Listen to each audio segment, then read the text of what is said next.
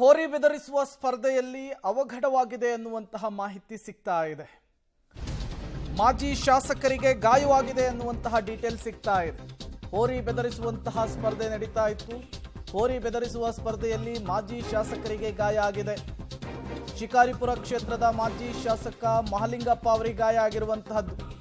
ಶಿವಮೊಗ್ಗ ಜಿಲ್ಲೆಯ ಶಿಕಾರಿಪುರ ತಾಲೂಕಿನ ಬೆಳ್ಳಿಗಾವಿಯಲ್ಲಿ ಘಟನೆ ನಡೆದಿದೆ. 2 ದಿನಗಳ ಹಿಂದೆ ನಡೆದಂತಹ ಹೋರಿ ಬೆದರಿಸುವಂತಹ ಸ್ಪರ್ಧೆಯನ್ನು ನೋಡೋದಕ್ಕೆ ಮಾಜಿ ಶಾಸಕ ಮಹಲಿಂಗಪ್ಪ ಅವರು ಹೋಗಿರ್ತಾರೆ. ಮನೆಯೊಂದರ ಮುಂದೆ ಮಾಜಿ ಶಾಸಕರು ಹೋರಿ ಬೆದರುವ ದೃಶ್ಯವನ್ನು ನೋಡ್ತಿರ್ತಾರೆ. ಮಹಲಿಂಗಪ್ಪ ಅವರಿಗೆ 1-2 ಬಾರಿ ಹೋರಿ ತಿವಿದಿದೆ ಅನ್ನೋದು ಗೊತ್ತಾಗ್ತಾ ಇದೆ. ಸಣ್ಣ ಪುಟ್ಟ ಗಾಯಗಳೊಂದಿಗೆ ಮಾಜಿ ಶಾಸಕರು ಚೇತರಿಸಿಕೊಂಡಿದ್ದಾರೆ ಅನ್ನೋದು ಗೊತ್ತಾಗ್ತಾ ಇದೆ. ನೀವು ಕೂಡ ದೃಶ್ಯವನ್ನು ಗಮನಿಸ್ತಾ ಇದ್ದೀರಿ.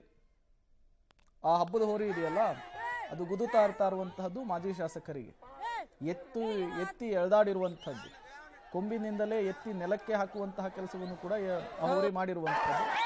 ಮತ್ತಷ್ಟು ಡೀಟೇಲ್ಸ್ ಕೊಡ್ತಾರೆ ನಮ್ಮ ಪ್ರತಿನಿಧಿ ಪುನೀತ್. ದೂರವಾಣಿ ಸಂಪರ್ಕದಲ್ಲಿ ಜಾಯಿನ್ ಆಗಿದ್ದಾರೆ. ಪುನೀತ್, ಈಗ ಮಾಜಿ ಶಾಸಕರ ಪರಿಸ್ಥಿತಿ ಹೇಗಿದೆ? ಜೊತೆಗೆ ಈ ಹೋರಿ ಬೆದರಿಸುವಂತಹ ಸಂದರ್ಭದಲ್ಲಿ ಬೇಲಿ ಎಲ್ಲ ಹಾಕಿರ್ತಾರೆ, ಮುಂಜಾಗ್ರತಾ ಕ್ರಮವನ್ನು ತೆಗೆದುಕೊಳ್ತಾರೆ. ಬಟ್ ಇಲ್ಲಿ ಅದೇನು ಕೂಡ ಕಾಣಿಸ್ತಾ ಇಲ್ಲ. ಹೇಗಾಯ್ತು ಈ ಅವಘಡ ಅಂತ? ಪ್ರೇಮ್, ಈಗ ಶಾಸಕರಿಗೆ ಯಾವುದೇ ಅಂದ್ರೆ ಮಾಜಿ ಶಾಸಕರಿಗೆ ಯಾವುದೇ ರೀತಿಯಂತಹ ಪ್ರಾಣಾಪಾಯ ಆಗಿಲ್ಲ. ಮತ್ತೆ ಕೆಲವೊಂದು ಸಣ್ಣ ಪುಟ್ಟ ಗಾಯಗಳಾಗಿದೆ ಹೊರತು ಯಾವುದೇ ರೀತಿಯ ಪ್ರಾಣಾಪಾಯ ಆಗಿಲ್ಲ.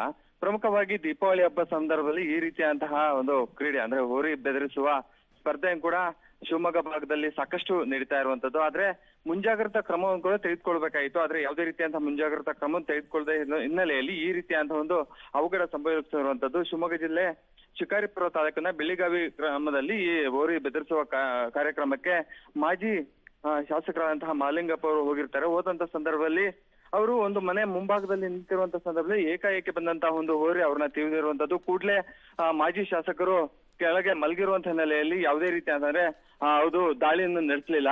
ಕೂಡಲೇ ಹೋರಿ ಹೋಗಿರುವಂತ ಹಿನ್ನೆಲೆಯಲ್ಲಿ ಪ್ರಾಣಾಪಾಯದಿಂದ ಪಾರಾಗಿರುವಂತದ್ದು.